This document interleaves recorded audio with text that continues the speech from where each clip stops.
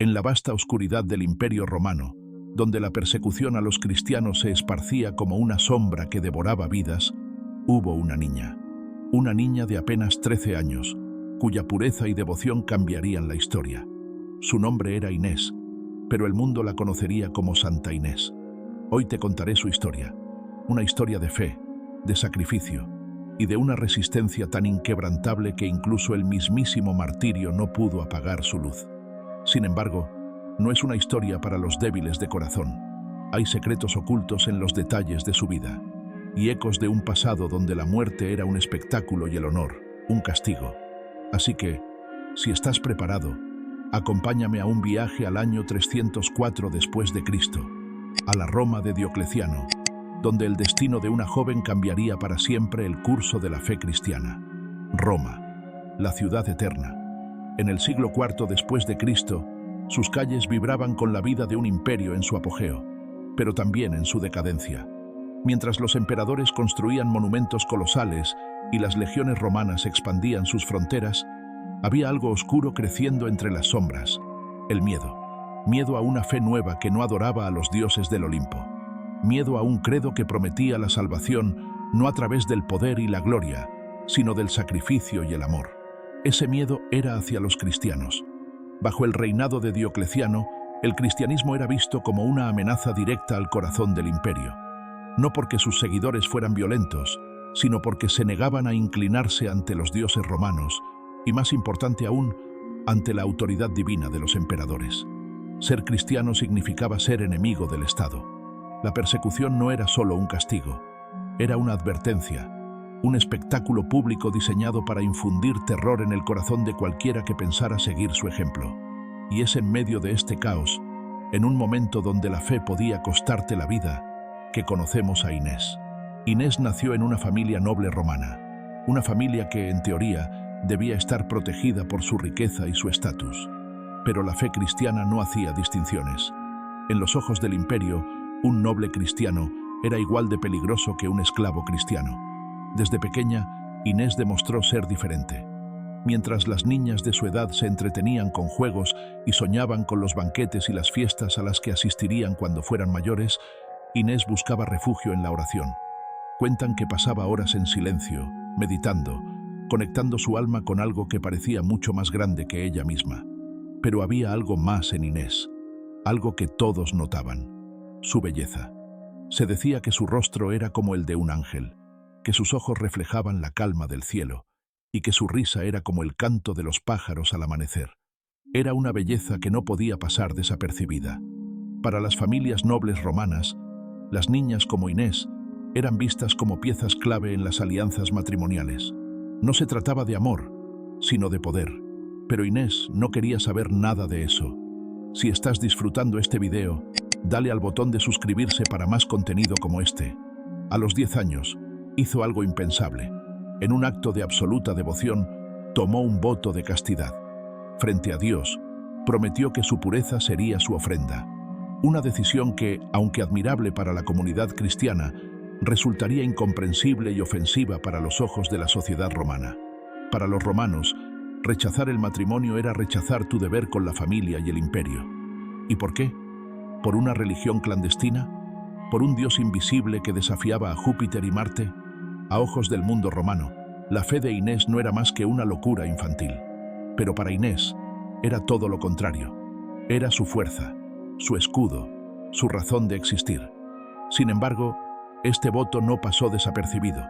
La pureza de Inés, tanto espiritual como física, no solo atrajo admiración, sino también la atención indeseada de muchos, entre ellos jóvenes arrogantes y poderosos, acostumbrados a obtener todo lo que deseaban con solo chasquear los dedos. Uno de ellos, el hijo del prefecto de Roma, se obsesionó con ella. El joven la observaba en secreto, cautivado por su gracia y su inocencia, y como todo hombre acostumbrado al poder, pensó que podía poseerla. Le ofreció joyas, vestidos de seda, caballos, tierras, todo lo que un hombre de su posición podía ofrecer. Pero Inés lo rechazó, no una, sino muchas veces. «Mi corazón pertenece a Cristo», le dijo, con una voz tan firme que el joven sintió que sus palabras eran como una espada. Para él, No era solo una cuestión de deseo, era una cuestión de orgullo.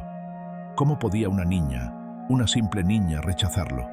Nadie le decía no, y mucho menos alguien como ella. Su rechazo lo hirió profundamente, y esa herida pronto se convirtió en odio. Pero el odio del joven no sería el único problema de Inés. En el año 303 después de Cristo, el emperador Diocleciano emitió el primer edicto de persecución contra los cristianos. Los templos cristianos fueron destruidos, las escrituras sagradas confiscadas y quemadas, y cualquiera que no ofreciera sacrificios a los dioses romanos era arrestado. Para la familia de Inés, esto significaba peligro inminente. Ser cristiano era más que una creencia, era una sentencia de muerte. Pero mientras otros buscaban refugio en las catacumbas, Inés se negó a esconderse. «No temeré a los hombres, porque mi Señor está conmigo», les dijo a sus padres, con una serenidad que les partió el alma. Y entonces sucedió. El hijo del prefecto, en su furia y humillación, decidió usar el caos de la persecución a su favor.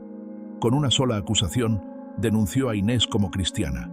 En un imperio donde el honor de una familia noble podía salvarte de casi cualquier cosa, ser cristiana era un crimen sin redención. En ese momento, la vida de Inés cambió para siempre. Su devoción a Cristo, que había sido su refugio y su guía, ahora la ponía en el ojo de una tormenta que no podría evitar. La niña inocente de 13 años estaba a punto de enfrentarse a la maquinaria despiadada del Imperio Romano, y su destino sería marcado con sangre. Inés no pasaba desapercibida. En una ciudad como Roma, donde la riqueza y la apariencia lo eran todo, ella brillaba de una manera diferente.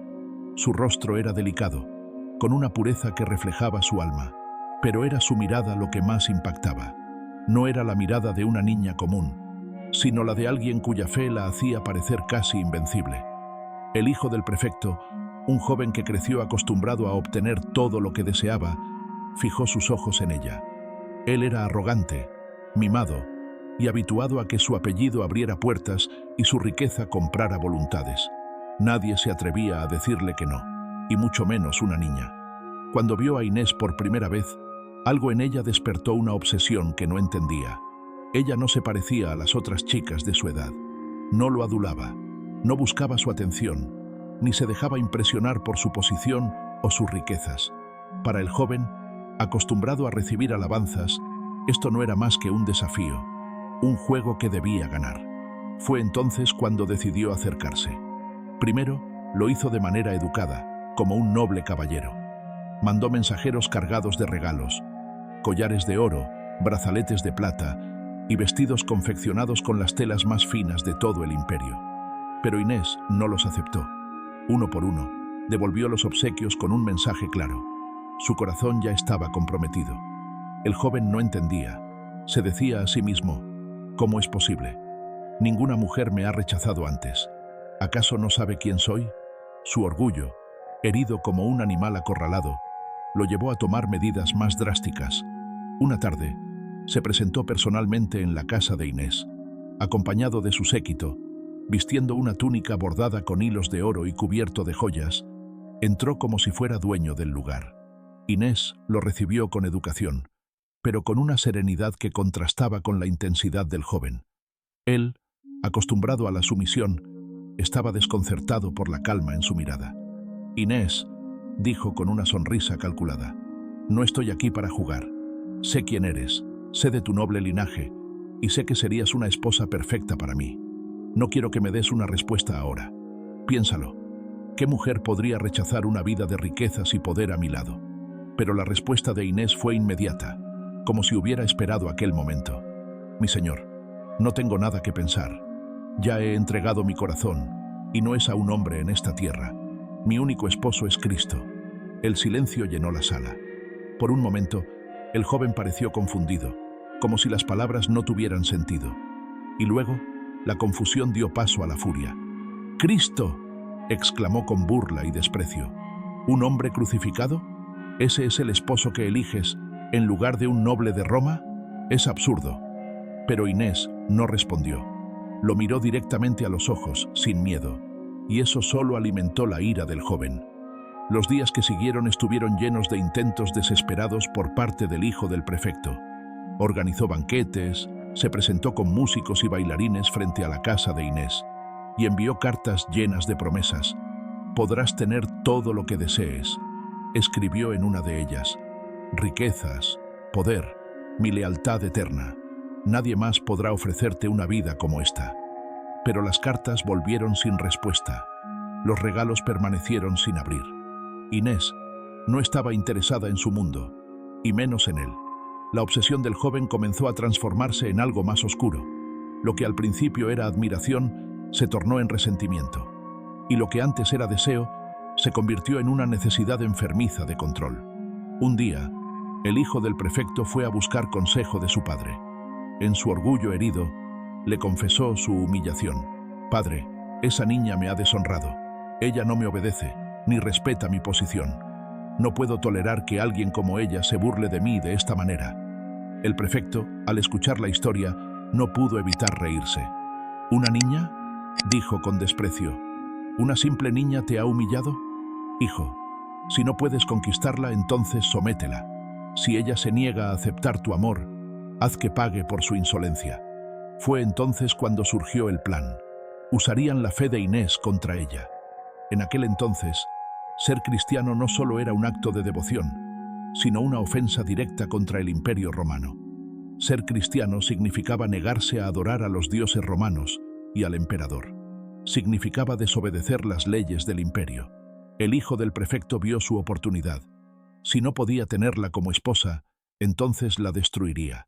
Y así, con una simple acusación, Inés fue denunciada como cristiana y llevada ante las autoridades romanas. Lo que siguió fue más que un juicio. Fue un enfrentamiento entre la pureza de una niña y la corrupción de un imperio. El hijo del prefecto había encendido una chispa, pero jamás imaginó que esa chispa se convertiría en un fuego que iluminaría la historia para siempre. El juicio de Inés no fue un juicio en busca de justicia. Fue una trampa, un espectáculo cuidadosamente orquestado para quebrantarla, para mostrar a los cristianos que no había lugar para la fe en un imperio gobernado por el miedo. La llevaron al foro principal de Roma, un lugar donde se decidían las vidas de cientos de personas, pero que ahora estaba abarrotado de curiosos. Entre los asistentes, nobles, soldados, ciudadanos comunes e incluso esclavos se reunían para presenciar cómo una niña sería interrogada y humillada. El prefecto romano, un hombre cuya voz era más dura que el hierro, se sentó en su estrado. Frente a él, Inés se encontraba sola. Su figura era pequeña, casi insignificante, pero su mirada era firme y no mostraba miedo. «Eres demasiado joven para morir, niña», le dijo el prefecto, inclinándose hacia ella como un lobo que evalúa a su presa. «Renuncia a Cristo y vivirás. Tu juventud y tu belleza no deben desperdiciarse en una cruzada sin sentido.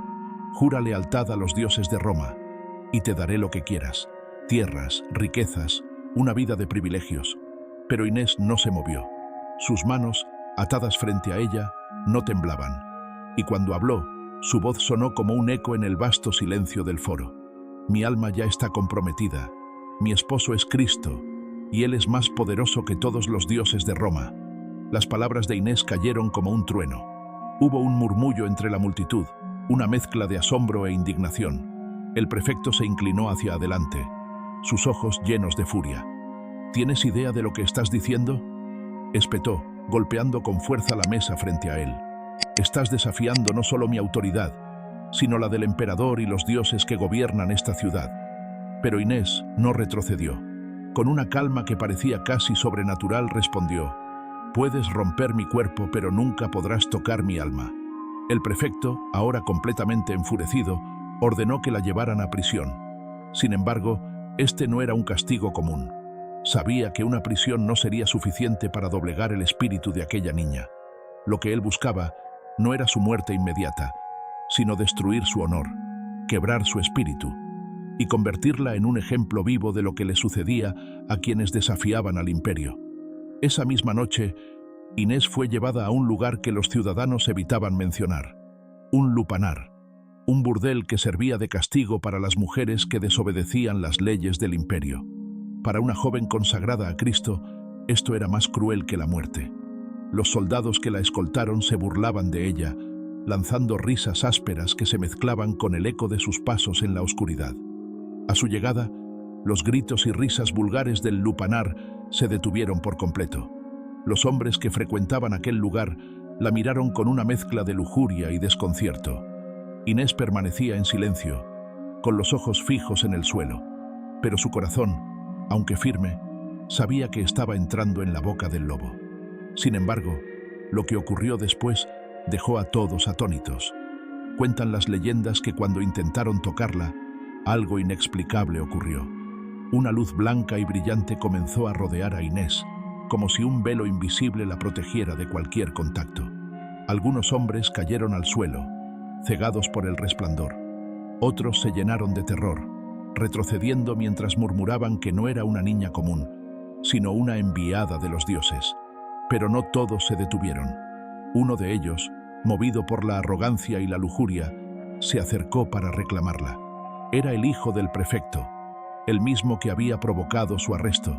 Sin embargo, antes de que pudiera ponerle una mano encima, cayó al suelo como si un rayo lo hubiera fulminado. Los hombres a su alrededor intentaron reanimarlo, pero era inútil.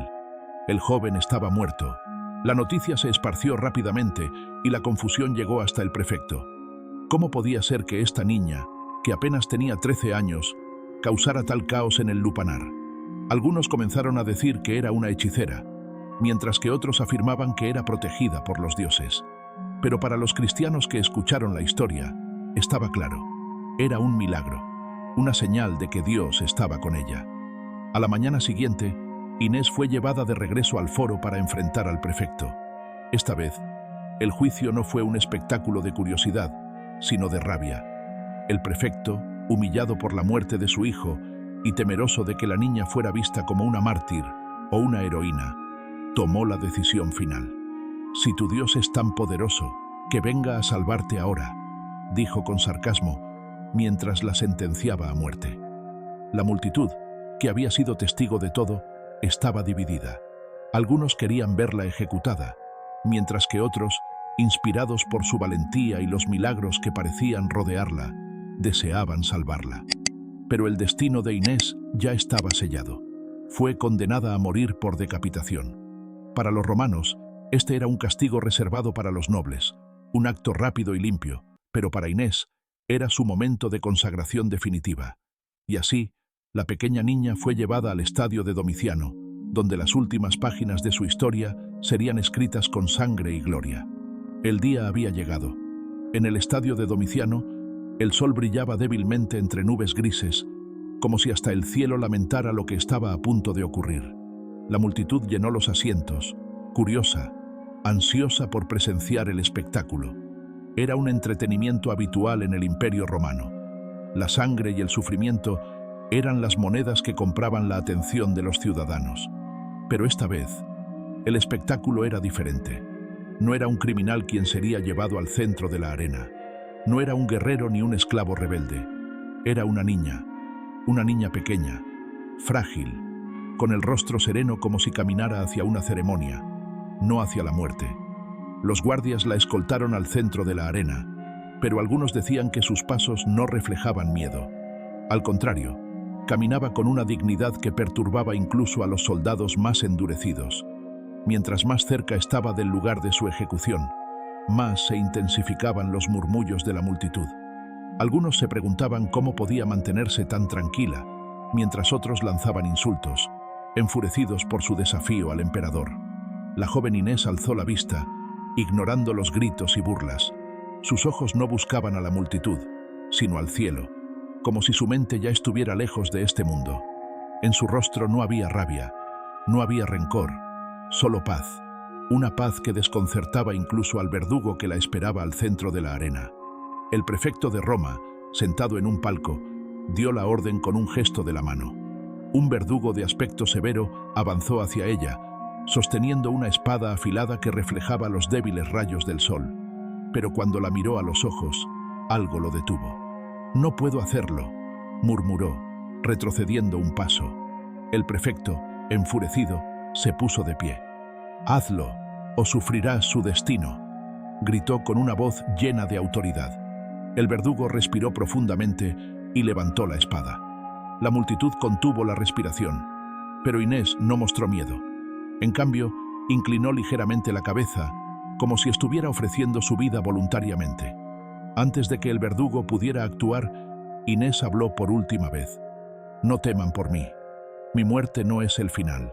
Estoy yendo al encuentro de mi verdadero esposo. La claridad y la fortaleza en su voz resonaron en el estadio como un trueno. Algunos presentes comenzaron a llorar en silencio, mientras otros se arrodillaron, como si presenciaran un milagro. Pero había quienes permanecían inmóviles, atrapados entre la incredulidad y el desconcierto. Finalmente, el verdugo cerró los ojos y dejó caer la espada. En un solo movimiento, la cabeza de Inés cayó, pero antes de que tocara el suelo, un fenómeno inexplicable ocurrió. Algunos relatos cuentan que el cuerpo de Inés, en lugar de caer al suelo, permaneció de pie por un breve momento, como si una fuerza invisible lo sostuviera. Otros dicen que en el instante en que la espada tocó su cuello, una luz brillante descendió del cielo, cegando a todos los presentes. Pero lo que más se recuerda de ese día es la paloma blanca que emergió del cuerpo de Inés.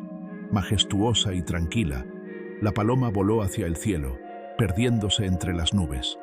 Los cristianos presentes reconocieron inmediatamente el símbolo, el Espíritu Santo, señal de que el alma de Inés había sido recibida en la gloria celestial. La multitud quedó en silencio absoluto, incapaz de procesar lo que acababan de presenciar. Mientras el cuerpo de Inés yacía en la arena, la atmósfera del estadio cambió. Ya no era un lugar de diversión ni de espectáculos sangrientos. Era un lugar de reverencia. Incluso los paganos que habían asistido para burlarse de la niña comenzaron a susurrar entre ellos, hablando de lo que acababan de ver como si fuera un milagro. El cuerpo de Inés fue llevado en secreto por los cristianos a las afueras de Roma, donde la enterraron en una catacumba. Más tarde, su tumba se convertiría en un lugar de peregrinación, y su nombre sería recordado como un símbolo de pureza y valentía. Pero el estadio donde fue ejecutada nunca volvió a ser el mismo. Dicen que por años, los habitantes de Roma hablaron de ruidos extraños y luces misteriosas que aparecían en el lugar donde cayó la espada.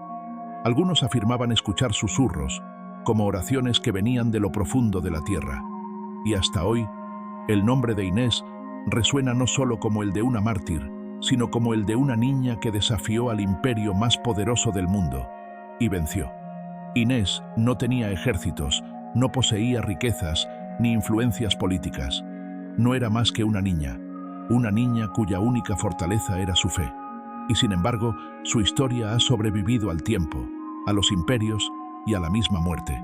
El Imperio Romano, que alguna vez fue invencible, cayó. Sus templos y sus arenas de sangre se convirtieron en ruinas, recordatorios de un poder que creyó ser eterno, pero no lo fue. Sin embargo, el nombre de Santa Inés permanece. Su memoria sigue viva, no por su riqueza o su posición social, sino por el impacto de su sacrificio. Y aquí está lo más inquietante, lo que realmente da escalofríos. Una niña de 13 años, en el momento más oscuro de su vida, enfrentó a un imperio entero. No con violencia, no con armas, sino con una fe tan inquebrantable que ni la muerte pudo silenciarla. La pregunta es, ¿qué es lo que la hacía tan diferente? Piensa por un momento. ¿Qué sentiría una niña siendo llevada a juicio frente a miles de personas que exigían su muerte? ¿Qué pasaba por su mente cuando el verdugo levantó la espada? Muchos hubieran gritado, suplicado, renegado de su fe. Pero Inés no lo hizo. En lugar de eso, enfrentó su destino con una serenidad que desconcertó incluso a sus verdugos. ¿De dónde venía esa fuerza?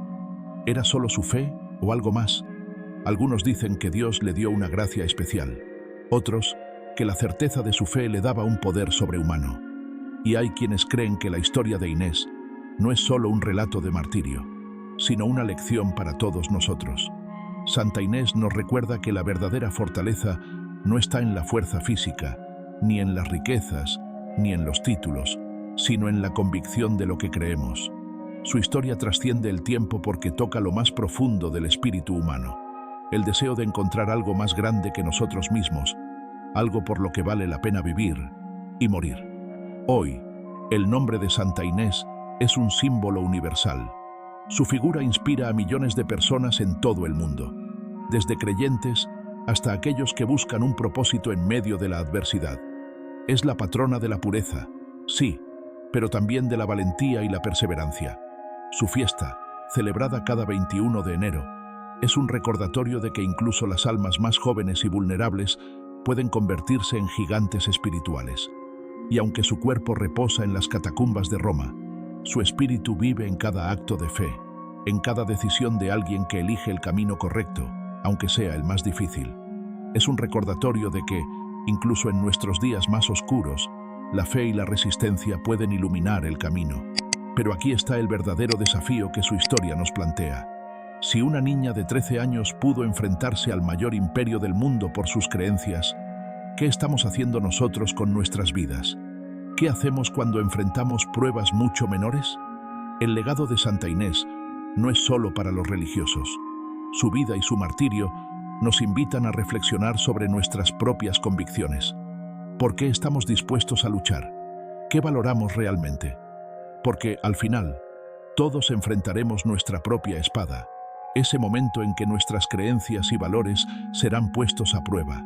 Y entonces tendremos que preguntarnos, ¿tendremos el valor de permanecer firmes como lo hizo Inés?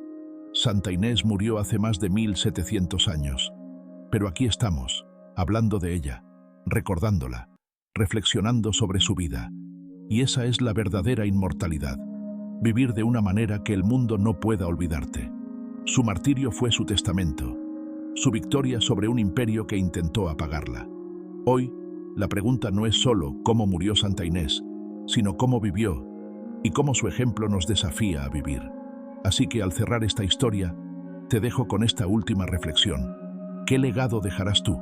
¿Por qué estarías dispuesto a resistir, a luchar o incluso a sacrificarte?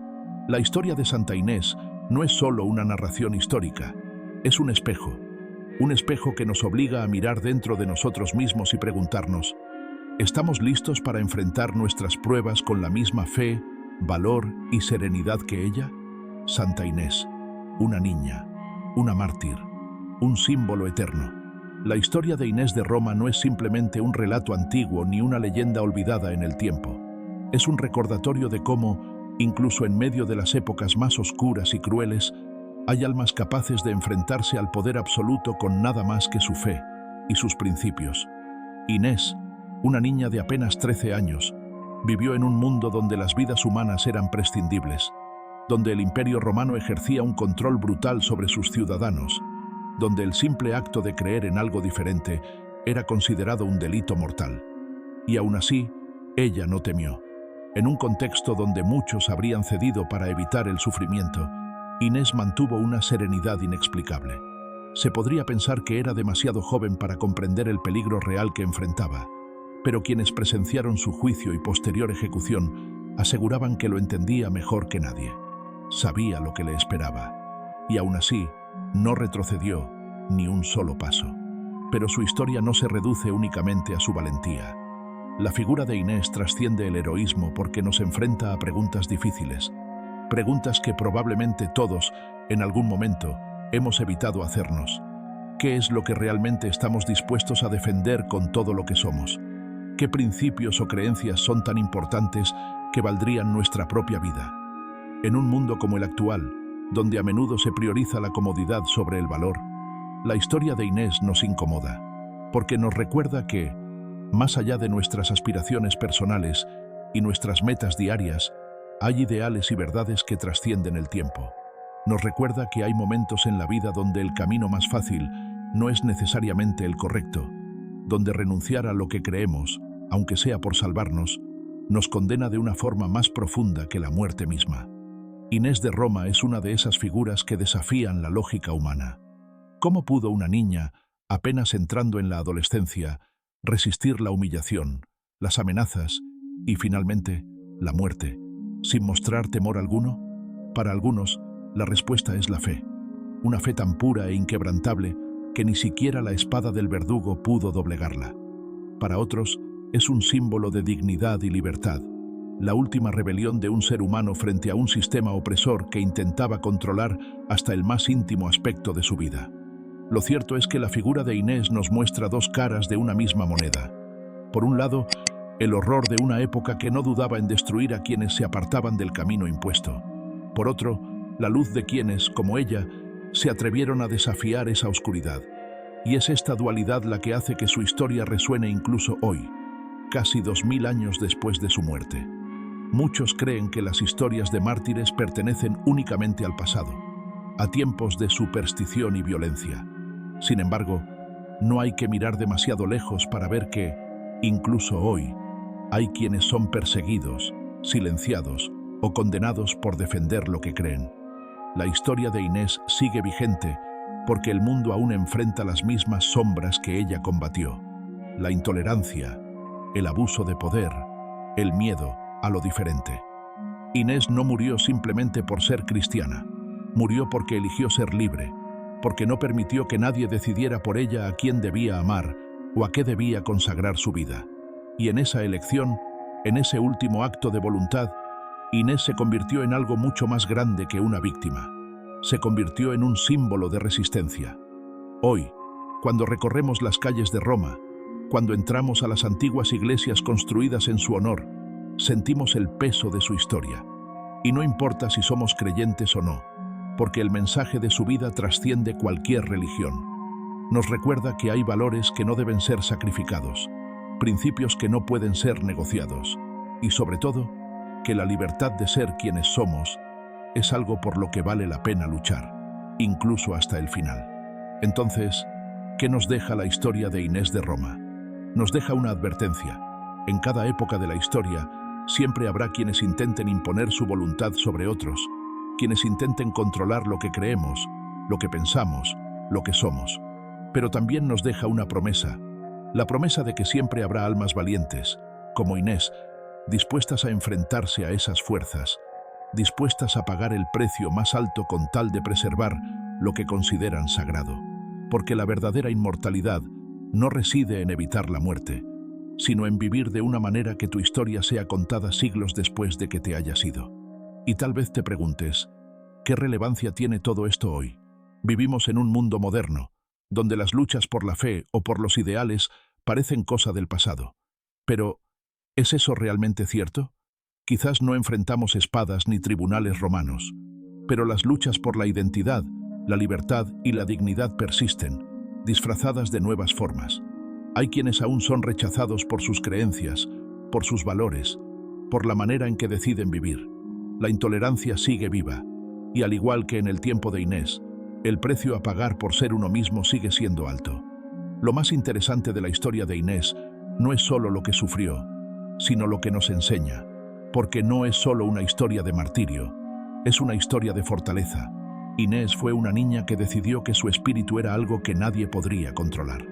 Ni el poder del imperio más grande de la historia, ni la presión de una sociedad que le decía qué debía ser y cómo debía actuar. Ella nos enseña que la verdadera libertad no depende de lo que poseemos, sino de lo que somos capaces de defender. Al final, la pregunta que su historia nos deja es simple, pero poderosa. ¿Serías capaz de defender lo que realmente eres, incluso cuando todo está en tu contra? ¿Serías capaz de mantenerte firme, aun cuando el mundo te grita que cambies, que te rindas, que te conformes? Inés no buscaba ser una heroína, no buscaba ser recordada, solo quería ser fiel a sí misma. Y es precisamente eso lo que la convirtió en un símbolo inmortal. Porque en un mundo que constantemente intenta moldearnos, forzarnos a encajar en lo que otros consideran correcto, ser uno mismo, con todo lo que eso implica, es quizás el mayor acto de valentía. Hay quienes dicen que el legado de Inés es puramente religioso, que su historia pertenece solo a quienes comparten su fe, pero la verdad es mucho más amplia. Inés representa a cualquiera que alguna vez haya sentido la presión de renunciar a sus principios, a cualquiera que haya sido señalado, juzgado o humillado por ser diferente. Inés no es solo un símbolo de la fe cristiana, es un símbolo de todas las luchas personales que libramos en silencio, de todas esas veces en las que elegimos no ceder, no rendirnos, aun cuando el camino más fácil sería conformarnos. Porque todos, en algún momento de nuestra vida, enfrentamos una encrucijada como la de Inés. Puede que no sea tan dramática como la suya, puede que no implique el riesgo de la muerte, pero, en el fondo, la lucha es la misma: defender quienes somos, defender lo que creemos, defender nuestra libertad de ser.